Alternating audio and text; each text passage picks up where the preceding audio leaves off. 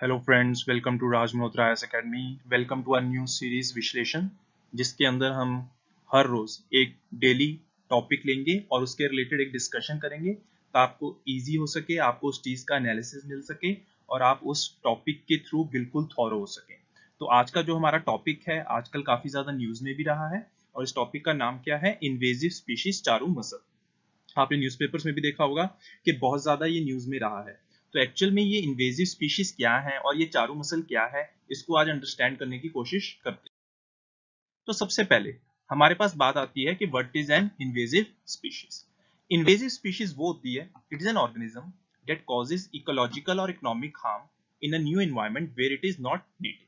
पहली बात, जब भी हम इन्वेजिव स्पीशीज की बात करते हैं तो वो जिस इन्वायरमेंट में आता है, जिस इन्वायरमेंट में आके वो इकोलॉजिक या इकोनॉमिक हार्म पहुंचा रहा है, वो वहां पे बिलोंग ही नहीं करता। वो किसी और जगह से आया होता है, जिस वजह से उसे हम क्या नाम देते हैं? Invasive species. याद रखना, जब भी हम इन्वेजिव स्पीशीज की बात करते हैं तो वो जिस भी इन्वायरमेंट में जाएगा, सपोज करो कि वो किसी और इन्वायरमेंट से आया है, एक इकोसिस्टम से आया है, ए इकोसिस्टम से आया है, और वो जा कहां पे रहा है? बी इकोसिस्टम में। तो सपोज करो एक इन्वेजिव स्पीशीज ए इकोसिस्टम से बी इकोसिस्टम की तरफ जा रहा है। अगर ए से बी की तरफ जा रहा है तो बी स्पीशीज में, इकोसिस्टम में ऑलरेडी कुछ स्पीशीज होंगे, तो ऑब्वियसली ए और बी के बीच में कंपटीशन होगा, क्योंकि अब सर्वाइवल का यहाँ पे चांस है। तो जो यहाँ पे सर्वाइव कर जाएगा वो वहां पे सक्सीड कर जाएगा। तो यहाँ पे बेसिकली इन्वेजिव स्पीशीज क्या होते हैं? जो यहाँ पे ए इकोसिस्टम से बी इकोसिस्टम की तरफ जाएंगे, बट वो क्या करेंगे? यहाँ के कुछ स्पीशीज को रिप्लेस कर देंगे, और as a part of an ecological succession वहां पे अपनी जो एग्जिस्टेंस है उसको वो क्या कर देंगे? वहां पे मजबूत कर देंगे। तो ऐसा ही कुछ होता है इन्वेजिव स्पीशीज की जब हम बात करते हैं, and it is an important part in ecological succession. जैसे कि आप देख सकते हैं, invasive species can harm both the natural resources in an ecosystem as well as threaten human use of these resources. अब बात आती है कि जब इन्वेजिव स्पीशीज होते हैं, वहां के नेचुरल रिसोर्सेज को भी हार्म पहुंचा सकते हैं और साथ के साथ थ्रेटन कर सकते हैं उनका human use. Basically invasive species are capable of causing extinctions of native plants and animals, reducing biodiversity, competing with native organisms for limited resources and altering habitats। जैसे कि मैंने अभी आपको बताया कि इन्वेजिव स्पीशीज का क्या काम होता है इन द इकोलॉजिकल सक्सेशन। तो यहां तक था कि हमारा इन्वेजिव स्पीशीज क्या है। पर आजकल ये इतना न्यूज में क्यों है? न्यूज में इसलिए है क्योंकि एक नई स्पीशीज आई है, चारू मसल, जिसने कुछ इंडिया के अंदर कुछ स्पेसिफिक जगह पे कुछ इन्वेजन करी है। पहले चारू मसल को समझने से पहले ये मसल्स क्या हैं उनके बारे में समझने की कोशिश करते हैं। जैसे कि आप इस पिक्चर के थ्रू देख सकते हैं कि ऐसे एक हमारे पास स्पीशीज है, ये मोलस्कस। बेसिकली अगर मैं बात करूं मरीन मसल्स की, दीज आर बायवॉल्व मोलस्कस। अगर मैं बायवॉल्व की बात कर रहा हूं तो बेसिकली अगर बायवॉल्व की बात करी जाए तो बेसिकली ये दो पार्ट्स में डिवाइडेड होते हैं। These species are basically divided into कितने parts? These are basically divided into two parts. और इनका जो आउटर शेल होता है वो हार्ड होता है। बेसिकली जो आउटर शेल होता है that is made up of calcium carbonate. Basically वो कैल्सियस शेल्स होते हैं अगर हम आउटर शेल्स की बात करते हैं, और जो इनर वाला मटेरियल होता है वो सॉफ्ट होता है। तो मसल्स बेसिकली हमारे एक बायवॉल्व मोलस्कस होते हैं, जो किसको बिलोंग करते हैं? To family Mytilidae, and form one of the most dominant cultivable species all over the world. जैसे कि हमने बताया कि जो बायवॉल्व्स हैं, these are large class of molluscs also known as pelecypods. They have hard calcareous shell made up of two parts or valves. तो basically ये कितने पार्ट से बना होता है? दो पार्ट से बना होता है, जिसे हम क्या कहते हैं? वॉल्व्स कहते हैं। इंडिया के अंदर अगर हम बात करें तो दो तरह के मरीन मसल्स पाए जाते हैं बेसिकली। एक होते हैं green muscle and one is the brown muscle. और इनकी ऊपर लोग बहुत ज्यादा डिपेंडेंट हैं, बहुत ज्यादा जो फिशरी है वो इसके ऊपर बहुत ज्यादा डिपेंडेंट है, बिकॉज आजकल ये कमर्शियल प्रैक्टिस हो चुका है। किसका? Farming of green muscle. तो बेसिकली अगर इंडिया में इंपॉर्टेंस देखा जाए, मरीन मसल्स की बहुत ज्यादा है, इनकी फार्मिंग की जाती है, आगे इनको बेचा जाता है। जो आप रेस्टोरेंट्स में आपने देखा होगा, जो सी फूड्स होते हैं उनके अंदर इनका यूज किया जाता है। तो बात आती है कि मसल्स हमारे इंडिया में मरीन मसल्स प्रेजेंट हैं, कुछ एरियाज में प्रेजेंट हैं, और जो डोमिनेंट वैरायटीज प्रेजेंट हैं that are the green and the brown mussels. और मसल्स क्या होते हैं? जैसे कि हमने देखा कि ये दो हिस्सों में डिवाइड होता है, बायवॉल्व जिसे हम कहते हैं। अब अगर अब आगे बात करी जाए चारू मसल, जो बेसिकली आज का हमारा टॉपिक है, कि इसकी इतनी बात क्यों करी जा रही है।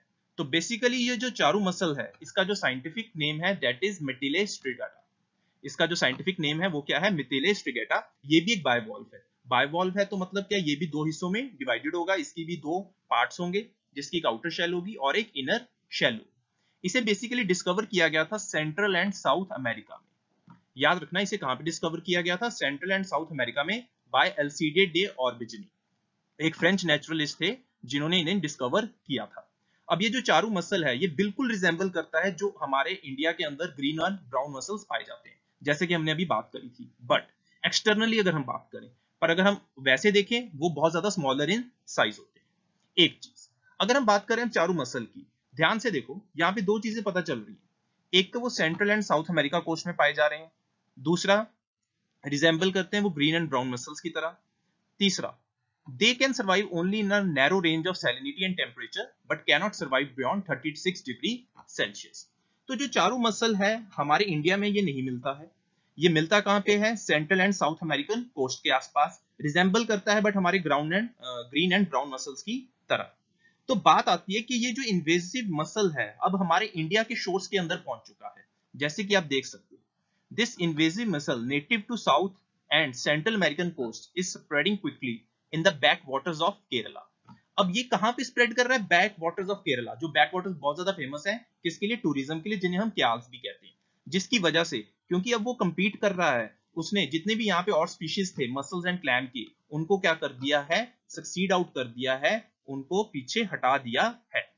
तो बात आती है कि ये चारू मसल स्पीशीज जो यहाँ पे पाया भी नहीं जाता, जो पाया जा रहा है South and central American coast में, वो एकदम से हमारे बैक वाटर्स ऑफ केरला में किस तरीके से पहुंचा। तो इसके दो रीजन हो सकते हैं कि ये कैसे हमारे यहाँ पे पहुंचा। Basically in all probability the mussel reach the Indian shores attached to ship hulls और as larval forms in ballast water discharge. कह रहे हैं हो सकता है कि बैलेस्ट वाटर डिस्चार्ज की फॉर्म में ये इंडिया के अंदर, केरल के अंदर पहुंचा from south and central coast. अब जब मैं बात कर रहा हूं साउथ एंड सेंट्रल कोस्ट से, बैलेस्ट वाटर से कैसे पहुंच सकता है, तो बैलेस्ट वाटर बेसिकली होता क्या है, आप इस फिगर के थ्रू देख सकते हैं। जब भी कार्गोस की लोडिंग होती है तो उसकी स्टेबिलिटी बनाने के लिए किसी सोर्स पॉइंट से, जहां से हमारे कार्गो ने जाना है, वहां से क्या किया जाता है, वाटर को अपलोड किया जाता है। बेसिकली हो सकता है वाटर के अंदर कुछ स्पीशीज वहां से उसके अंदर कार्गो के अंदर प्लेस कर दिए गए हैं। ये इसलिए किया जाता है ताकि पोर्ट की कार्गो की स्टेबिलिटी बनी रहे कंटेनर्स के अंदर, और जब जहां पे कार्गो लैंड कर दिया जाता है तब उसको डेस्टिनेशन पॉइंट पे उस कार्गो को क्या करा जाता है, उसके अंदर जो पानी होता है जो पहले अपलोड किया गया था सोर्स पॉइंट से, डेस्टिनेशन पॉइंट पे उसे रिलीज कर दिया जाता है। तो हो सकता है कि South and central American coast से जो चारू मसल था वो अपलोड हुआ था और वो उसे डिस्चार्ज कर दिया गया जहां पे केरल के वाटर्स में अगर कोई कार्गो ऐसा आया होगा। तो इस चीज को हम क्या कहते हैं, बैलेस्ट वाटर डिस्चार्ज।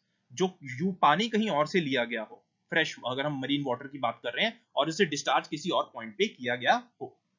ये तो होगा कि उसे हमने किया होगा ओशन के अंदर, बट वो इनलैंड कैसे पहुंच गया, केरल के जो क्याल्स हैं, बैक वाटर्स हैं, वहां तक कैसे पहुंचा। तो उसका सेकंड रीजन दिया जाता है किसके थ्रू, साइक्लोन ओखी के थ्रू, कि जो 2017 में आया था। हो सकता है कि उसने क्या किया हो, इसका इन्वेजन को स्पेड अप कर दिया गया हो इनटू द इनलैंड वाटर्स। तो अभी तक हमने क्या देखा है कि इन्वेजिव स्पीशीज क्या होते हैं, जो इन्वेड कर देते हैं, किसी और एनवायरनमेंट से आते हैं, वहां पे वो बिलोंग भी नहीं करते हैं। बात किसकी हो रही है, मसल्स की हो रही है। मसल्स क्या होते हैं, बाइवॉल्व्स होते हैं जो दो हिस्सों में डिवाइडेड होते हैं। और बेसिकली जो हमारा आज का जो टॉपिक था दैट वाज चारू मसल, जो आया कहां से है, South and central American coast से, और उसके आने के कारण दो बताए जा सकते हैं, या तो बैलेस्ट वाटर डिस्चार्ज की फॉर्म में या साइक्लोन ओखी के थ्रू। क्लियर है इतनी बात। अब ये आया तो है, इससे एरियाज हमारे कौन कौन से इंपैक्ट हुए हैं। अगर हम बात करें एरियाज कौन कौन से इंपैक्ट हुए हैं, तो सर्वे बताते हैं। सर्वे shows the presence of charu muscle in Kadinakulam, Paravur, Edvanadiyar, Ashtamudi, Kayakalam, Vembanad, Chettuva, Ponnani estuaries, backwaters. और जो अष्टमुडी लेक है हम सबको पता है वो क्या है, एक रामसर साइट है और कहां पे प्रेजेंट है, कोल्लम डिस्ट्रिक्ट के अंदर। याद रखना बहुत इंपॉर्टेंट ट्री का फैक्ट है कि जो अष्टमुडी लेक है कौन से डिस्ट्रिक्ट के अंदर आती है, कोल्लम डिस्ट्रिक्ट के अंदर आती है। आपको ये सबको पता होगा कि ये रामसर साइट है, पर पेपर में पूछा जा सकता है कि ये कौन से डिस्ट्रिक्ट के अंदर आती है। तो बेसिकली कौन से डिस्ट्रिक्ट के अंदर आती है, ये कोल्लम डिस्ट्रिक्ट के अंदर आती है। अब एक नेक्स्ट फैक्ट देखिए, with a population as high as 11,384 per square meter here, it has replaced the Asian green mussel। किसको रिप्लेस कर दिया इसने, एशियन ग्रीन मसल को and edible oyster Magallana bilineata locally known as muringa. तो basically charru mussel हमारे south and central American coast से आया और उसने यहाँ के एशियन ग्रीन मसल और मोरिंगा जो एडिबल ऑयस्टर्स हैं उनको क्या कर दिया है, रिप्लेस कर दिया है, जिनके ऊपर बहुत सारे लोग डिपेंडेंट थे, जिनके ऊपर लाइवलीहुड डिपेंडेंट थे और जिनकी कल्टीवेशन बहुत ज्यादा हो रही थी। तो एरियाज इंपैक्टेड हमने देख लिए हैं कौन कौन से हुए हैं। नेक्स्ट चलते हैं कि इसके इकोलॉजिकल कंसर्न्स क्या है। इसके इकोलॉजिकल कंसर्न्स जैसे कि हमने देखे कि उसने एशियन ग्रीन मसल और हमारे जो ऑयस्टर से उनको रिप्लेस कर दिया है, और साथ के साथ उसने शॉर्ट नेक क्लैम, ये भी एक तरह का ऑयस्टर स्पीशीज होता है, उसको भी क्या कर दिया है, रिप्लेस कर दिया है।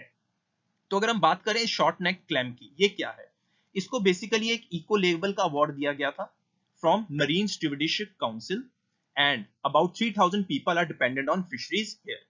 तो हम बोल सकते हैं कि जो हमारा एक स्पेसिफिक क्लैम था, शॉर्ट नेक क्लैम, जिसकी कल्टीवेशन हो रही थी, जिसके ऊपर बहुत सारे फार्मर्स डिपेंडेंट थे और जिसको एक इको लेबल मिल चुका था। आगे स्लाइड में बताऊंगा कि इको लेबल क्या होता है, फ्रॉम मरीन स्टीवर्डशिप काउंसिल से, उसको रिप्लेस कर दिया है किसने, चारू मसल ने। तो ये बहुत ही एक वरीसम साइन है, क्योंकि हमारी जो फिशरीज जो लाइवलीहुड लोगों का चल रहा था वो बहुत ज्यादा इनके ऊपर डिपेंडेंट था। तो आज के सिनारियो में अगर मैं चारू मसल की बात करूं तो इसको हम क्या देख सकते हैं, it can be seen as a pest, जो कि क्या कर रहा है, हमारी नेटिव स्पीशीज को, एंडेमिक स्पीशीज को, जिनके ऊपर लोग डिपेंडेंट हैं, उनको क्या कर रहा है, उनकी यहाँ पे जो हैबिटेट है उनको डिस्ट्रॉय कर रहा है।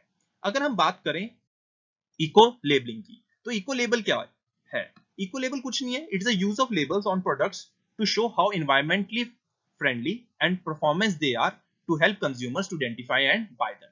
बेसिकली बताना चाह रहे हैं हम इको लेबल के थ्रू कि कितने वो एनवायरमेंटली फ्रेंडली हैं और उनकी इतनी परफॉर्मेंस है। तो ये जितना भी हमारा जो अभी शॉर्ट नेक क्लैम फिशरीज थी, वो बेसिकली हमारा क्या था, एक इको लेबल का उसे मिला था, अवार्ड मिला था, किससे, मरीन स्टीवर्डशिप काउंसिल से। तो एक बहुत बड़ी बात थी, बट उसको ही रिप्लेस किसने कर दिया है, चारू मसल ने, जो हमारे लिए क्या है, एक वरीसम साइन है। तो आगे वे अहेड क्या है, ये जो हमारा पोटेंशियल है इस चारू मसल का बहुत ज्यादा है कि वो हमारी जो लुक्रेटिव क्लैम फिशरी है उसको खत्म कर सकता है। तो ये एक सीरियस कंसर्न है जिसे हमें अर्जेंटली एड्रेस करना होगा, बिकॉज बहुत सारे लोग इसके ऊपर डिपेंडेंट हैं। कह सकते हैं कि जो हमारा स्मॉलर चारू मसल है, हमने भी बात करी थी कि जो चारू मसल है देखने में ग्रीन एंड ब्राउन मसल की तरह होता है, बट थोड़ा साइज में स्मॉलर होता है ये एडिबल है, खाने लायक है, बट इसका ओवरऑल इकोनॉमिक इंपैक्ट और लॉस और बायोडाइवर्सिटी के ऊपर इंपैक्ट बहुत ज्यादा बड़ा है। इसको हमें रिड्यूस करने की जरूरत है, और आने वाले टाइम में there is also a need to promote studies on invasion biology and strengthen awareness on marine invasive species। तो हमें इसके रिलेटेड नॉलेज होनी चाहिए कि मरीन इन्वेजिव स्पीशीज अगर ऐसे किसी तरीके से हमारे एनवायरनमेंट के अंदर आते हैं तो उसके रिलेटेड क्या अवेयरनेस होनी चाहिए और उसको टैकल करने का क्या तरीका होना चाहिए, जो आने वाले टाइम में हमें उसके ऊपर रिसर्च करनी चाहिए।